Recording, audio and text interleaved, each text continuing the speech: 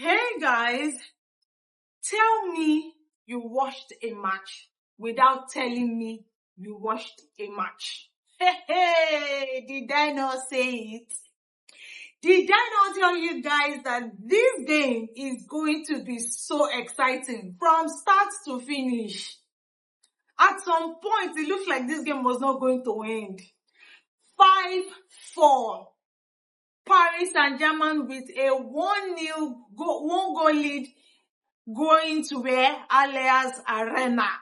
Oh my God. Well, welcome guys to my post-match reaction of the first leg of the Champions League semi-final match between Paris Saint-Germain and Bayern Munich.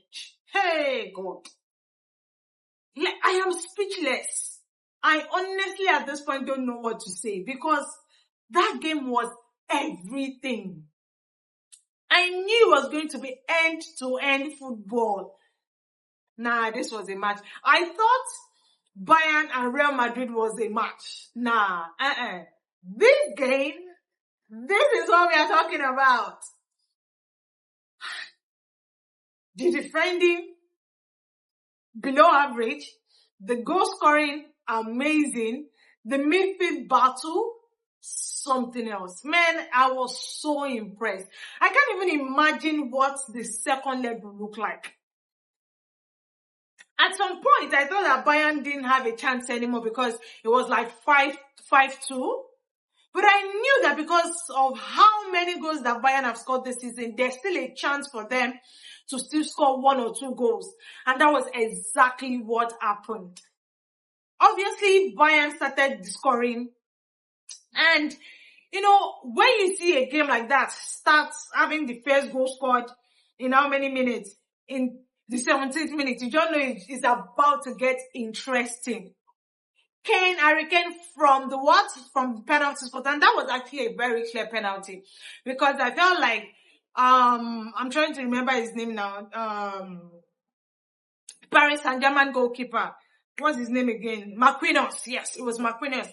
I felt that he tried to get to the ball first, but he didn't. So obviously, he touched Luis Diaz before eventually getting to the ball. So definitely that was a right call from the referee. And should I say that the refereeing decisions today were top notch. And that's the one thing about all these other referees from other countries. They know how to handle this sort of big games. You could tell that the referee did not overexert himself in the match. He didn't try to over-control the match. He ensured that he let both sides do what they had to do, and if there were decisions he had to make, he took it. And everyone had to be fine with it. Even when the VAR intervened in 1 or 2 situations, it was just a case of the right call. So the refereeing was perfect. And then, obviously, as I said, what's his name? Harry Kane gets the first goal from the spot kick before Kvaratskhelia gets the first goal for Paris Saint-Germain. You see this Kvaratskhelia, they need to go and hold this guy's leg. Because tell me how this guy goes through 1, 2, 3 players and the ball is inside the net. Like, what? He did the same thing twice against Chelsea. Man, this guy is something else. Well, I'm not even surprised. When he was at Napoli, he did the same thing. And he's just getting better and better doing it. For Paris Saint-Germain, he did score 2 goals in this game. He scored in the 56th minute or so. However, Neves got the second goal for Paris Saint-Germain. It was a beautiful header. Proper header into the net, giving Paris Saint-Germain the lead. However, Dembele. That first goal from Dembele was a masterclass of a counter-attack. I don't think you can ever expect anything less.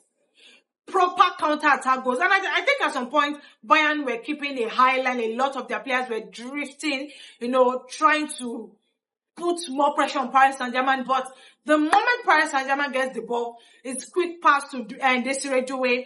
And Dembele is on the other side, getting the ball. And Bayern are short at the back. They have just Star and sometimes Upamecano, or they have maybe just one person, at the back. So it was a very exciting game. Even that Alphonso Davies at sometimes he was really struggling. He couldn't handle what's his name, Dembele. It could not. It was a serious struggle. And I must say that Upamecano tried to hold Kvaratskhelia, but yeah, that guy was way too good for Upamecano to handle. And then Olise scores his own goal also before Dembele scores. It was I don't even know what Marquinhos and the rest, they were doing that. Olise it was just, I don't know, it was this snake passing their middle like that and scored that goal. Ha! Well, that was the fourth goal. And then, as I said, Dembele scored. And, just seeing the fact that this game could have, just in the first leg, 9 goals. I don't know what you should expect in the second leg. I don't know what you should expect in the second leg. Anyways, what's his name now? Dembele scored this, his second goal of the night, which was practically the fourth goal. Yeah, the third goal. And you just look at it. What are they doing? Exactly, because at some point you're really confused of what is going on. He scores the fourth goal, right? I think 1, 2, 3, 4. Yeah, he scores the fourth goal before.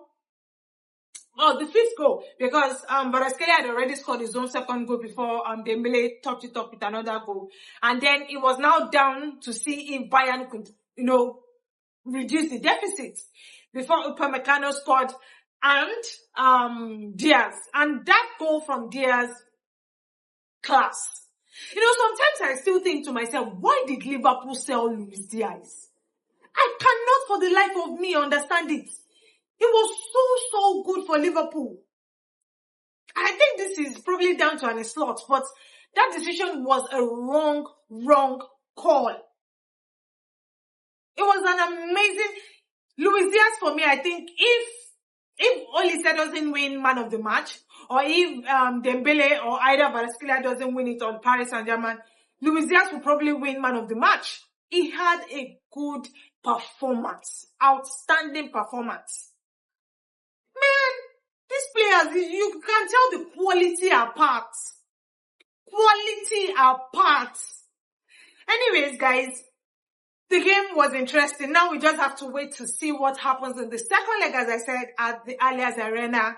And that is going to be for another exciting game. You see, people that are betting, you should not go and bet too, because you won't want with Jonah.